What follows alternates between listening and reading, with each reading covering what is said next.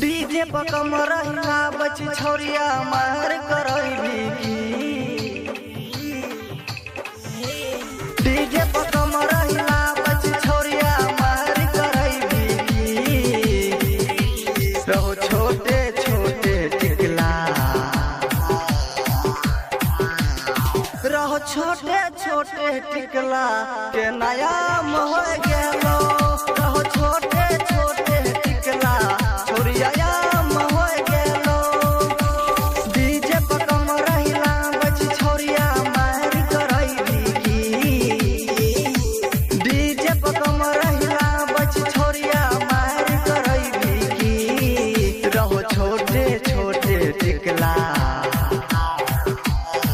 रहो छोटे छोटे टिकला छोरिया हो गेलो रहो छोटे छोटे टिकला क्यों नया हो गेलो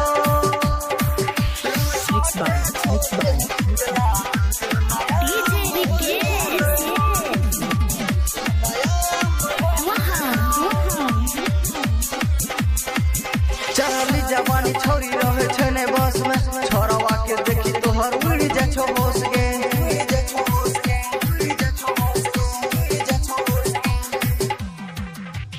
चढ़ली जवानी छोरी रहे छने बस में छोरवा के देखी तोहर उड़ जा छो होश गे छोरवा के संग में छौरी आबाद हो जाएगी छोरवा के संग में छौरी आबाद हो जाएगी रहो छोटे छोटे टिकला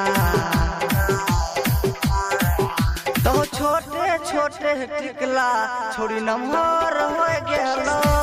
रहो छोटे छोटे टिकला केना नम्हर हो गेलो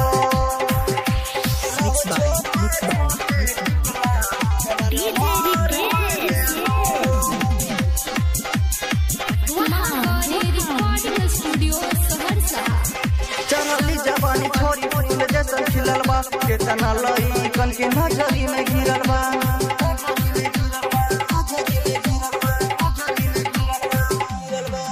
चढ़ली जवानी छोरी फूल जैसन खिलल बा केतना लई कन के नजरी में गिरल बा तोरा पीछा कितना छोरा बर्बाद हो गेलो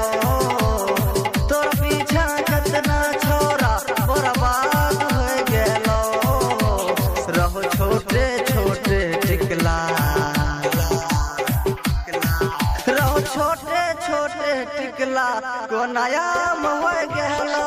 रहो छोटे छोटे टिकला छोरिया हो गेलो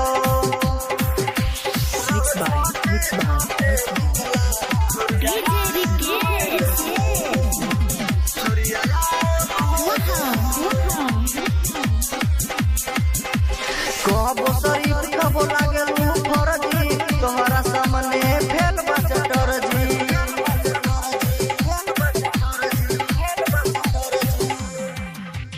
कहबो शरीफ कबो लागल फरजी तोहरा सामने फेल बाबू फरजी मन तन छोरवा चोली खोल देतोगे मन तन छोरवा चोली खोल देतोगे हेलो मूड बनाई के छोड़वा